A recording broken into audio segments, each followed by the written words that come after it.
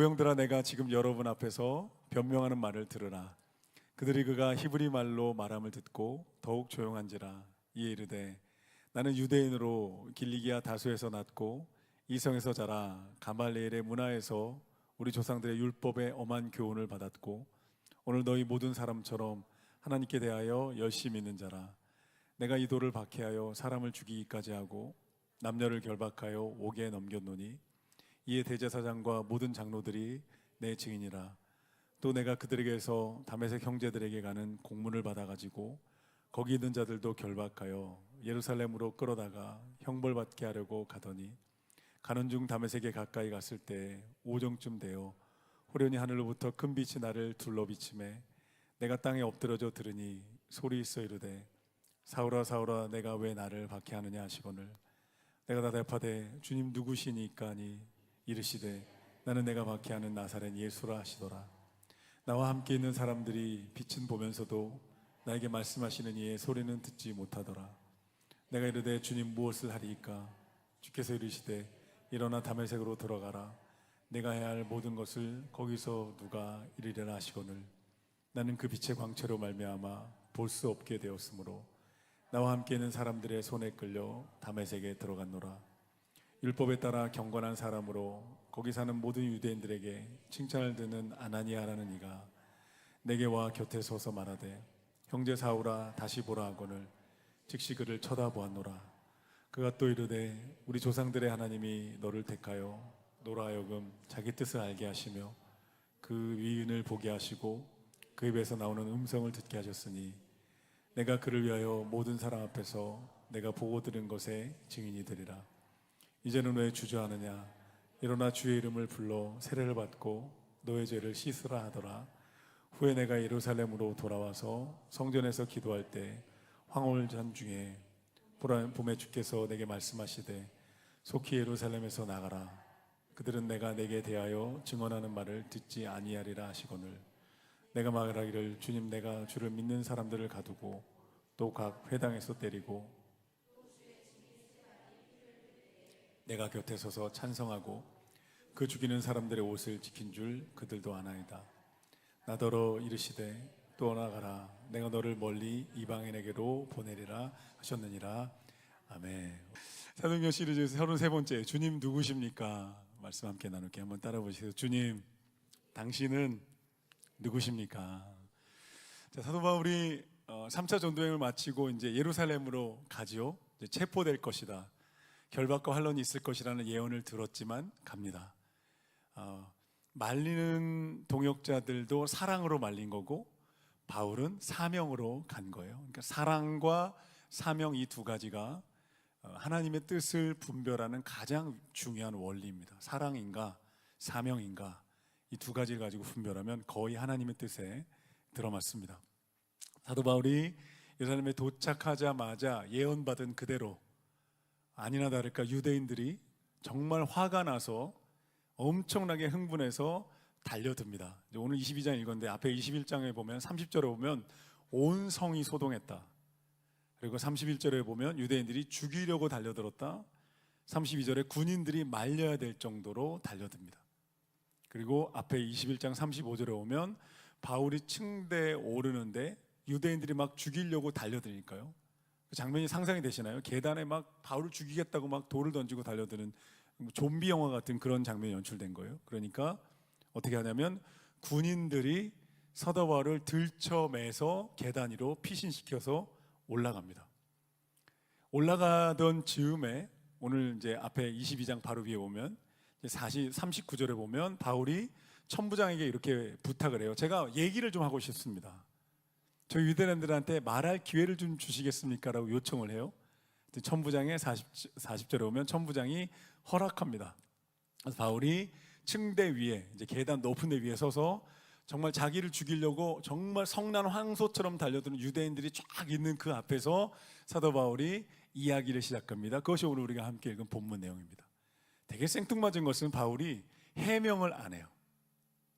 여러분 제가 이렇게 뭐 체포당할 사람이 아니에요. 저는 유죄가 아니에요. 저는 좀 무죄고 깨끗한 사람 이런 얘기는 안 하고 바울이 뭘 하냐면 간증을 합니다. 정말 사도 바울 못 말리는 사람이고 진짜 하나님의 사랑입니다. 여러분, 사단이 공격해오고 세상의 고난이 내게 닥쳐오고 내가 말할 수 없는 억울한 모든 상황 가운데 나에게 닥쳐오는 그 상황 가운데 사도 바울이 하나님의 사람이 하는 일은 뭐냐? 간증이라는 거예요. 할렐루야. 하나님이 내 삶에 임하셨던 간증. 그래서 오늘 1절 보십시오. 부형들아 내 말을 지금부터 들어라. 부모 형제들아 지금부터 내 말을 들으십시오. 내가 지금 할 얘기가 있습니다. 나 무죄입니다 이게 아니고, 나 억울합니다 이게 아니고, 내가 만난 하나님에 대한 이야기 좀 들으셔야 됩니다. 여러분, 내가 만난 하나님, 진짜 살아계신 하나님에 대한 얘기를 지금부터 내가 해드릴 테니 들으십시오라고 쭉 시작합니다. 내 인생을 변화시킨 하나님, 박해자였고 교회를 박해하고 살인 면허를 가지고 다메섹 교회를 향해 가던 나에게 찾아오신 그 놀라우신 사랑의 하나님, 그 하나님에 대한 이야기를 바울이 쫙 시작하는 거예요. 그리고 오늘 함께 읽은 본문이에요. 여러분, 간증에는 강력한 힘이 있습니다. 듣는 사람들의 마음을 꿈틀거리게 해요. 여러분, 성경의 진리가 내 몸 안에 새겨진 이야기이기 때문에 듣는 사람들의 마음이 움찔거리고 꿈틀거리고 뭉클합니다. 와, 저런 인생에 찾아오신 하나님, 이게 내 몸에 새겨진 하나님의 은혜잖아요. 성경에 기록된 하나님의 은혜, 십자가에 계시던 하나님의 은혜를 받아서 내 인생에 새겨진 하나님의 은혜를 얘기하기 시작할 때요, 사람들의 마음이 감동되고 꿈틀거리기 시작합니다. 흔들거립니다. 그때 함께 하셨던 하나님, 그때 내 인생에 찾아오신 하나님, 그때 나와 함께 하시며 위로하시고 내 인생을 세워주신 하나님에 대한 이야기가요, 그 이야기를 우리가 들려주기 시작할 때요, 내 안에도 믿음과 소망이 다시 피어오르기 시작합니다. 이게 숯불이 죽었다가 이렇게 바람을 막 불면 다시 숯이 뻘겋게, 돼지갈비집 가보시면 그런 거 있잖아요. 막 고기 굽고 상추가 떨어지면 숯이 이렇게 힘을 잃었을 때 집게로 이렇게 막 뒤집고 그런 빨간 불이 다시, 돼지갈비집 가보셨죠? 돼지갈비 드시죠?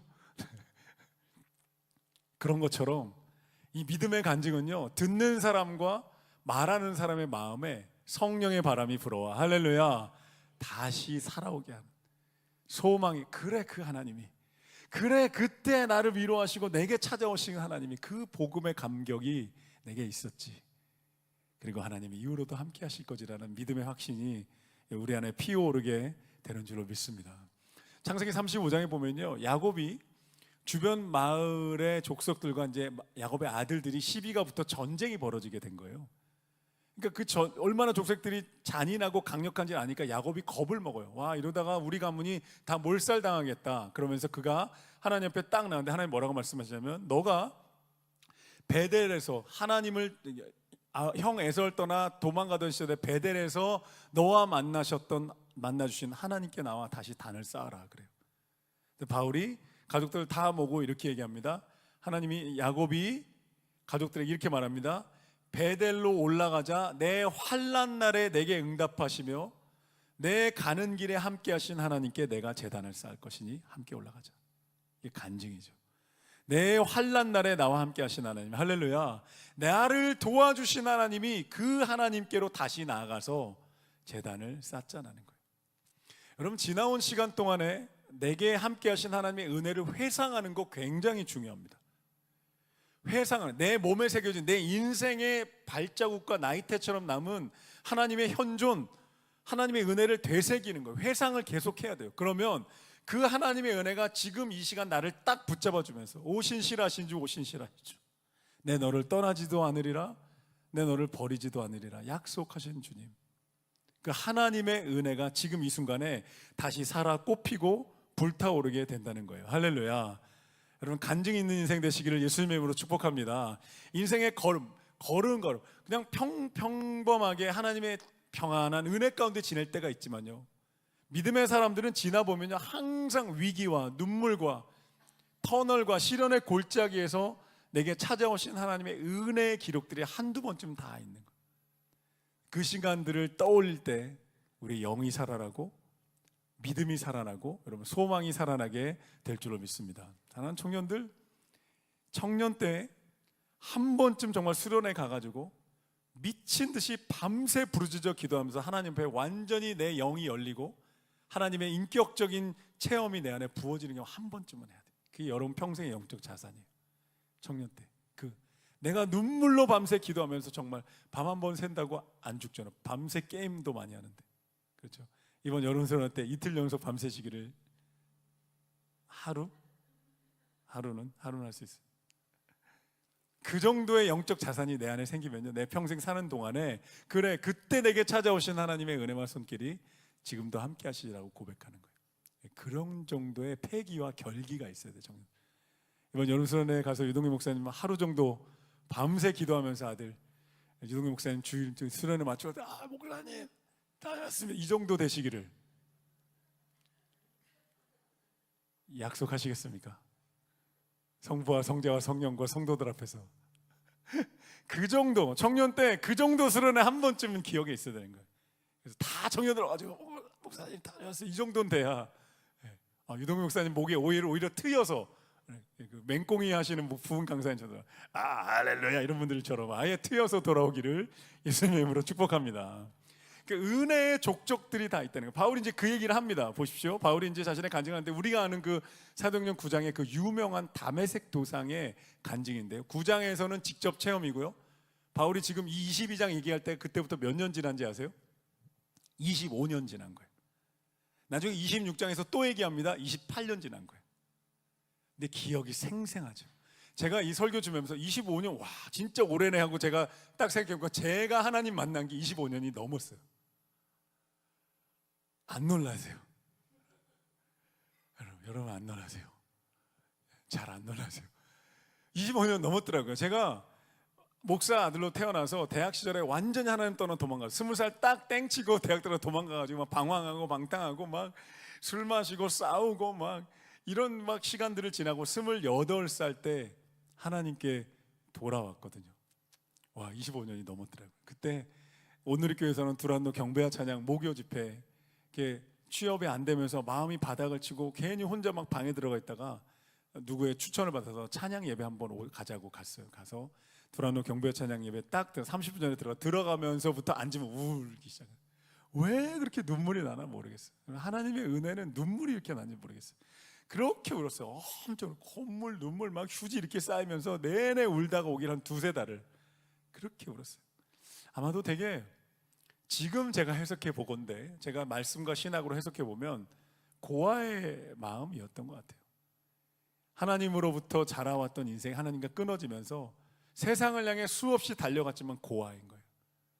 뿌리가 없어진 인생을 살았던 그 시간들이, 그리고 그런 시간 동안 나를 기다려주고 여전히 나를 사랑한다 말씀하세요. 그렇게 사랑한다 말씀하세요. 여러분 하나님이 가장 많이 말씀하시고 가장 우리를 깊이 치유하시는 말씀은 내가 너를 알고 내가 너를 사랑한다. 이게 제가 지금 육성으로 들려주는 거 말고 기도하고 예배하는 건데 성령 안에서 하나님이 내 안에 성령의 감독으로 내가 너를 안다, 내가 너를 사랑한다 하시면요 눈물이 진짜 이렇게 뿌악 하고 나옵니다. 뿌악 터져 나오기를 예수님의 이름으로 축복합니다. 내가 너를 포기하지 않았다. 이번 우리 하나님 숨결 6월호에 신동주 수사님 칼럼 썼는데 내가 너 포기하지 않았다. 이 하나님의 음성 듣고 하나님께 나아가는 너무너무 은혜스러운 간증들이 많고요. 하나님의 숨결 6월호 지금 나왔습니다. 로비에 참고로 이번 달부터 4,000원으로 올랐습니다. 원래 이제 200권을 찍고요. 150권이든 200권이든 똑같은데 200권 찍고 3,000원씩 팔면은 90만 원이 비용이 드는데 3,000원씩 팔면 다 팔아도 60만 원이에요. 1차 적자예요. 기본. 덜 팔려서 2차 적자가 나요. 안 되겠다. 4,000원으로 올려야 되겠다 싶어서 여러분 찬조하실 분들 찬조하셔도 2배의 복을 받게 될 것입니다. 보시면 우리 그 안에 우리 성도님들의 간증의 이야기들이 이렇게 들어있어요. 매달 얼마나 은혜롭고 이런 인생을 사셨구나 이런 거를 보게 됩니다. 그게 간증의 힘인 거죠. 자, 바울이 자신의 간증을 이야기합니다. 성난 유대인들을 향해서 2절에 보면 그가 히브리 말로 말합니다. 조용히 시킵니다. 그리고 3절, 4절, 5절에서 자신이 과거에 어떤 사람이었는지를 말합니다. 비포를 말하는 거죠. 두 가지 말합니다. 첫째, 3절에 보면 나는 가말리의 문화에서 율법의 교훈을 받은 유대인 중에 유대인이고 초엘리트 바리새인이다. 가말리엘은요 그 당시 랍비 중에 최고의 랍비였어요. 사도행전 5장에 보면 산헤드린 공회에서 교회를 박해하려 들 때 가말리엘이 그냥 잠잠히 돌아갈 때 다 사람들 잠잠해집니다. 그리고 가말리엘이 죽었을 때 이스라엘 율법은 끝났다고 말할 정도로 강력한 리더였고요. 선생님 랍비였고, 가말리엘 문화에 들어가려면 13살까지 모세오경을 토시 하나 안 틀리고 다 외워야 됐대요. 창세기, 출애굽기, 레위기, 민수기, 신명기를 토시 하나 안 틀리고 다 외워야 가말리엘 문화에 겨우 들어가서 더 혹독한 훈련을 받았겠죠. 제가 이 말씀 묵상하면서 우리 교회도 가말리엘 학원 한번 열어볼까? 초등부 13살까지 모세오경 토시 하나 틀리지 않고 외우게 하는 초등부를 만들어 볼까? 다음 주부터 다 다른 교회 갈 수도 있겠다. 부모님들, 우리 애 잡는다 목사님이. 여러분, 초등부 이름을 가말리엘 초등부로 바꿔볼까? 이런 생각도 했습니다. 여러분, 성경 외우게 하고 애들 열심히 외우게 하면 애들이 스트레스 받고 학교 공부할 시간 없을 것 같죠. 유대인들이 어릴 때부터 이 하나님 말씀 달달 외우게 하면서 이 아이들의 뇌가 트입니다. 성경은 영적으로는 하나님 말씀이고 인류사적으로는 최고의 인문학책입니다. 이 인문학책 하나님 말씀을 달달 외우는 아이들의 뇌가 트여요. 유대인들이 그래서 정치, 경제, 문화, 과학 다 장악하고 있는 거예요. 인류의 3%도 안 되는, 1%도 안 되는 유대인들이 노벨상의 30% 넘게를 받아요. 이게 믿어지실지 모르겠어요. 가말리엘 학원 여시면 아이들 보내시기를 혹독하게 제가 가말리엘 들어갔다는 거예요. 바울이. 나는 초엘리트였다. 그리고 4절에 보면 나는 이 도를, 교회를 박해해서 사람들을 죽이기까지 했던 그런 하나님을 대적하던 사람이었다라고 그가 자기 자신을 이야기합니다. 여러분, 이 시절에 바울이 하나님을 알았을까요? 몰랐을까요? 하나님 아는 사람이에요? 모르는 사람이에요? 모르는 사람입니다. 바울은 하나님 모르는 사람이에요. 그냥 율법의 전문가인 거예요. 하나님의 구속사 가운데 예수 그리스도가 오셔서 십자가의 죽으심으로 온 인류를 향해 구원이 유대인을 넘어 확장된다는 구속사 하나도 못 보는 거예요. 유대인의 눈이 가려서요. 바울이 그 고백을 지금 하고 있는 거예요.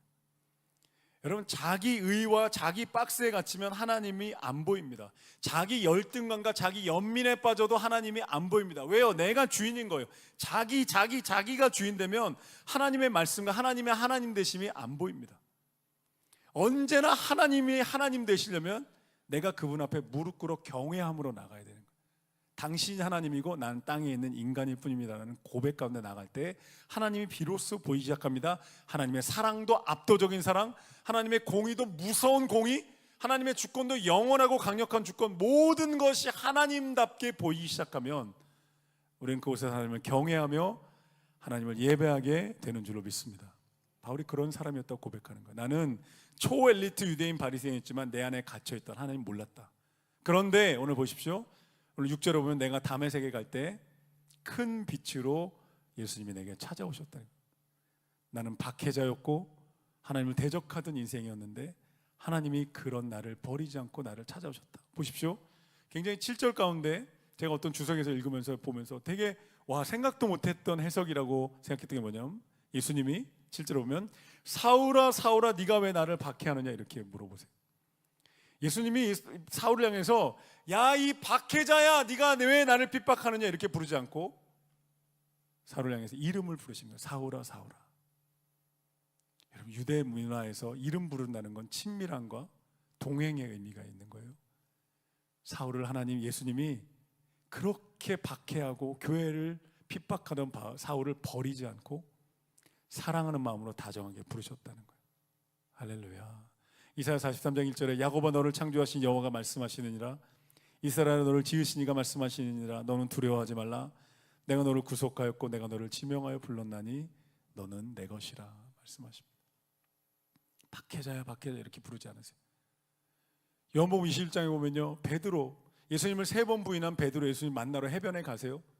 해변에 가서 야 이 배반자야, 네가 나를 3번이나 배반하고 여기서 그물을 쳐 잘 먹고 잘 살 수 있을 것 같아, 이러지 않으셨어요. 그 해변가에서 베드로 형이 뭐라고 말씀하세요? 예수님이 베드로야 네가 나를 사랑하느냐, 여전히 너 나 사랑하는 거 맞지? 이러는 거예요. 너 그렇게 배반해서 힘들지, 그물 치느라 매우 힘들었지, 그런데 너 여전히 나 사랑하는 거 맞지? 베드로야 괜찮아, 이런 의미예요. 베드로야 너가 나 3번이나 물어보세요. 베드로가 울었을 거예요. 주님 저를 있는 모습 그대로 여전히 사랑하시는군요. 탕자가 돌아왔을 때 아버지가 이 아들아 네가 나를 떠나 이렇게 뭐라 하지 않았어요. 아무 말도 안 하셨어요. 누가복음 15장에 보면 그냥 오는 그대로 끌어안고 옷을 갈아입히고 반지를 끼우고 신발을 갈아입히면서 내 사랑하는 아들이 돌아왔으니 잔치를 벌이자 이렇게 말씀하세요. 이게 우리 하나님의 마음이라는 거예요. 이름을 불러주신 하나님, 연약할지라도 실패와 상처로 신음할지라도 내게 다가오셔서 사랑의 음성으로 다가오시는 우리 주님의 음성을 여러분 이 밤에 들을 수 있게 되기를 예수님의 이름으로 축복합니다. 8절을 보시죠. 바울이 묻습니다. 주님 누구십니까? 주님 누구십니까? 이게 되게 생뚱맞은 질문이에요. 왜 주님이라 그랬을까요, 여러분? 하늘로부터 빛이 임하고 음성이 들렸는데 사울이 그냥 즉각적으로 주님이라고 불러요. 왜냐하면 사울은 구약 성경에 완전히 능통한 사람이었어요. 사울이 아는 구약 성경에 의하면 하늘에서 빛으로 찾아오시는 분은 이스라엘의 여호와 하나님밖에 없어요. 빛으로 임하시는 순간에 주님, 이게 여호와 하나님을 의미하는 거예요. 주님이라고 딱 부르면서 누구십니까? 라고 물어봐요. 근데 예수님의 답변이 뭐냐면 8절에 보시면 네가 박해하는 나사렛 예수라 말씀하세요. 요 한 절에서 모든 학자들이 동일하게 해석하는 건요, 요 한 절에서 이 사울, 바울의 인생과 신앙에 완전한 지진이 일어나고 완전하게 뒤집힙니다. 예수를 믿는 무리들을 이단이라고 대적하고 박해하던 사울이 이 순간에 빛으로 찾아오신 하나님이 예수가 그 하나님이구나라는 걸 깨닫게 됐다는 거예요. 그래서 하나님이 십자가에서 아들을 죽기까지 사랑하시고 우리를 구원하시기 위해 아들을 보내셨구나라는 하나님의 구속사적인 전환을, 구속사적인 하나님의 복음을 그 순간에 깨닫게 되었다는 거예요. 할렐루야. 깨닫게 되었다는 거예요. 그리고 이 땅의 창조자이신 하나님이 예수의 몸을 입고 오셨다는 것을 깨달으면서 그 예수 앞에 무릎 꿇는 순간이었다는 거예요. 그 인생이 완전히 뒤집히는, 예수가 내 인생의 주인이라고 고백하는 순간이었다는 거예요. 여러분, 우리 인생에서 가장 중요한 질문은 예수는 누구십니까? 라는 질문이에요. 한번 따라보세요. 예수님은 누구십니까? 당신은 누구시길래 나를 찾아오셨습니까? 당신은 누구시길래 나를 위해 십자가에 죽으셨습니까? 당신은 누구시길래 나를 끝까지 사랑한다 말씀하십니까? 당신이 누구시길래 내 인생을 인도하십니까? 나와 동행하시고 임마누엘로 나와 끝까지 함께 하겠다고 말씀하십니까? 그런 당신은 누구십니까? 라고 질문하면서 나는 너를 위해 십자가에서 피 흘려 죽고 부활한 너의 구원자 예수다라는 그 주님의 음성을 듣게 될 때 여러분이 인생의 혼돈과 공허와 불안에서 빠져나오는 거예요. 할렐루야. 할렐루야. 덧없음에 대해서, 뿌리 없음에, 존재 가치가 없음에 대해서 우리가 빠져나와서, 혼돈으로 빠져나와서 인생의 모든 것이 선명해지는 거예요. 내가 어디로부터 왔는지 선명해지고, 내 생명의 근원이 어디에 있는지 선명해지고, 내 인생의 목적과 부르심이 어디에 있는지 선명해지는 거예요. 불확실하고 불안하고 어두웠던 인생이 예수 안에서 내가 하나님의 사랑받는 자녀가 딱 되는 순간에 뿌리, 존재 가치, 존재의 미래, 생명의 끝, 영원한 하나님 나라까지 완전하게 선명하게, 할렐루야, 완전한 선명의 그림으로 완성이 되는 거예요. 여러분, 예수가 여러분의 이 땅에 오신 하나님의 아들이고 십자가에서 죽으시고 부활하신 우리의 구원자이신 줄로 믿습니다.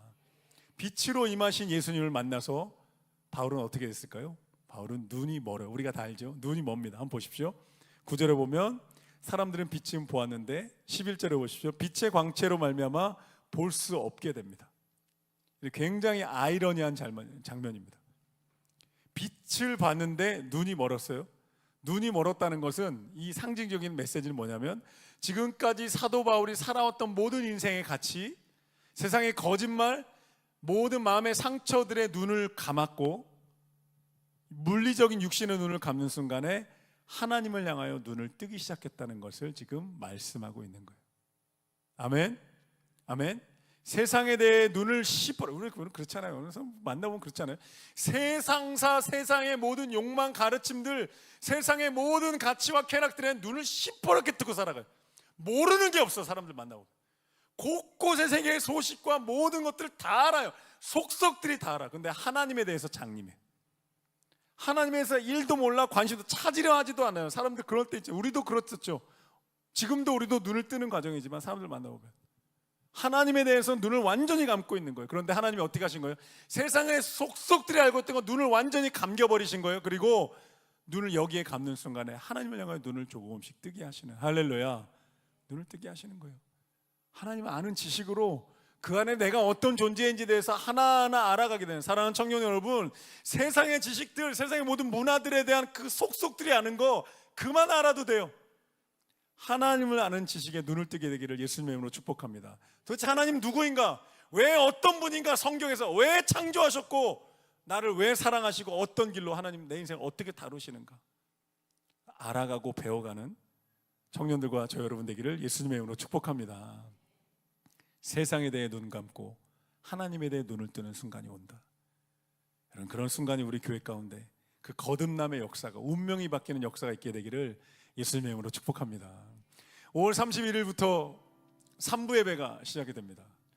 엘리베이터나 광고 보셨을지 모르겠어요. 1부 예배는 조용한 생수의 강 예배, 2부 예배는 찬양대 중심의 클래식한 예배, 3부 예배는 찬양팀 중심의 뜨거운 경배와 찬양이 있는 예배로 갑니다.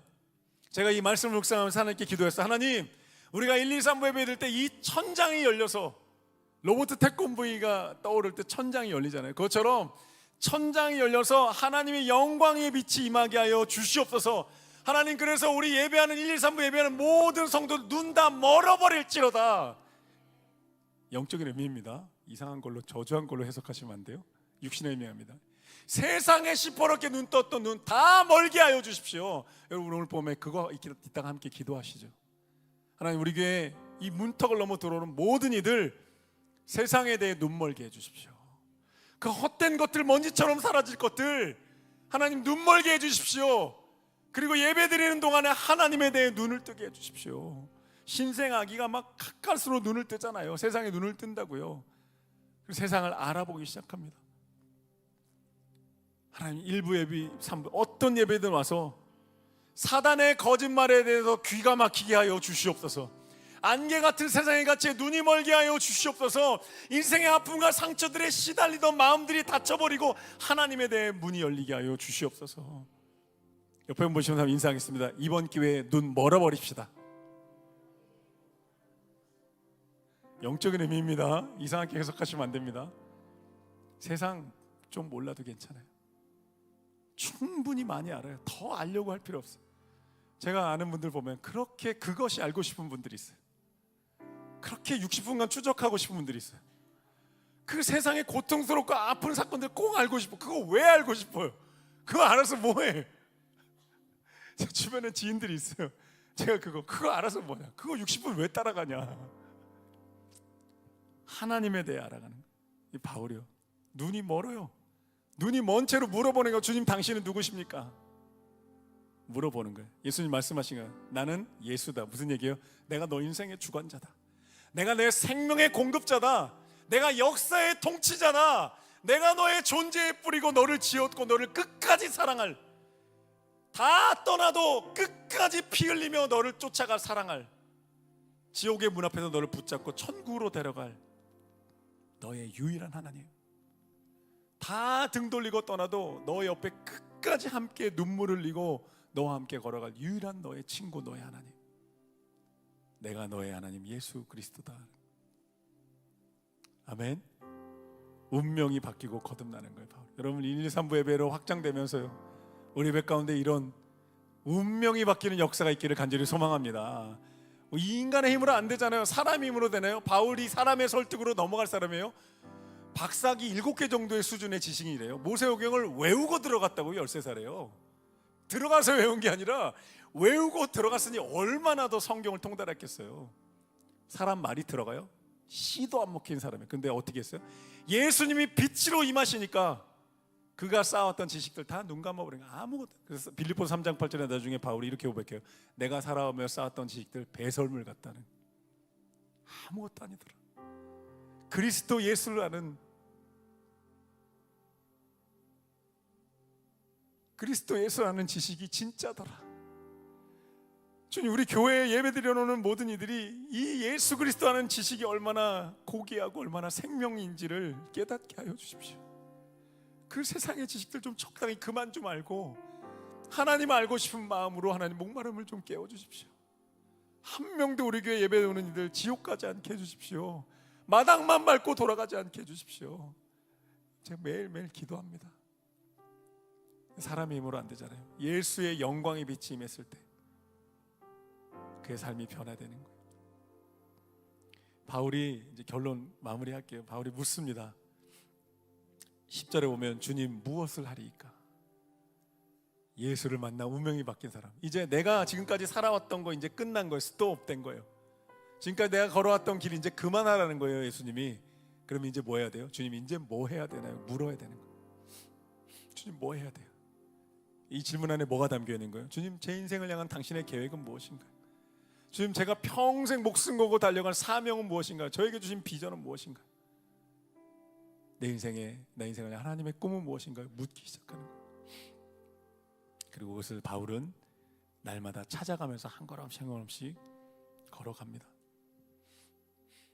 눈이 멀어서 바울이 사람들 손에 끌려서 가죠. 11절에 오면 사람들의 손에 끌려 다메섹으로 들어갑니다. 얼마나 여러분 인생이 바뀐 거예요. 나중에 여러분 20절에 보면 스데반이 죽을 때 그 옷을 지킨 게 자기라고요. 이게 뭐예요? 주도했던 사람이라는 거예요. 그랬던 바울이 아무것도 안 보이는 거예요. 이제 사람들 손에 끌려서 갑니다. 주님 손에 끌려가는 거죠. 하나님 손에 끌려가는 인생으로 바뀝니다. 예수님이 14절에서 이렇게 말씀해요. 내가 너를 택했고, 또 14절에 내 뜻을 알게 했고, 14절 끝에 내 음성을 들려주었고, 15절에 내 이 모든 것을 내 증인이 되게 할 것이니, 21절 보십시오. 내가 너를 멀리 이방인에게 보낼 것이다. 사명을 주어서 바울을 보내십니다. 눈이 멀어서 내가 지나온 인생의 모든 것들이 스톱된 그 순간이 바울에게 저주의 시간이 아니었다는 거예요. 완전한 하나님의 전환이 일어나는 시간이었다. 운명이 바뀌는 시간이었다. 새로운 인생으로 업그레이드되는 그럼 축복의 시간이었다는 거예요. 더 이상 세상에 대해 눈 뜨면 안 되니까 하나님이 강제로 빛을 비춰 눈을 감겨버리신 거예요. 그리고 그가 하나님의 빛에 눈을 뜹니다. 여러분 때로 우리가 이 바울처럼 눈이 감겨진 것 같은 시간에 들어갈 때가 있습니다. 멈춘 것, 아무것도 할 수 없는 것 같아서 그냥 무력한 순간인 거죠. 내 스스로 눈이 감겨지니까 걸을 수 없어 사람들 손을 붙잡고 가야 되는 그 멈춤과 눈 감음의 시간이 하나님 안에서 절대 저주가 아니라는 거예요. 하나님이 새로운 시즌과 물꼬를 트기 위해서 지금 눈 감게 하신 거예요. 그래야 손잡고 따라오니까. 눈 뜨게 해놓으면 내 뜻대로 막 왔다 갔다 하니까 하나님 눈 딱 감게 해놓고 손 내밀어. 내가 잡아서 이끌어갈 거야. 그리고 이것이 너의 가장 최고의 인생이 될 거야. 할렐루야. 손 잡으시려고 눈 감게 하신 거예요. 고난의 자리는 어쩌면 하나님의 손을 더 진하게 잡는 시간입니다. 우리 인생이 아름답게 전환되는 시간이고, 그래서 그 고난의 시간 가운데 하나님 이 고난이 빨리 지나가게 해주십시오, 해결해 주십시오 라는 기도도 중요하지만, 그보다 하나님 이 고난의 시간 가운데 나 하나님 더 진하게 만나게 하고 싶어요. 더 진하게, 정말 내 눈이 멀 정도로 영광의 빛으로 임하시는 주님 더 만나고 싶어요. 주님도 알고 싶습니다라고 기도할 수 있게 되기를 예수님의 이름으로 축복합니다.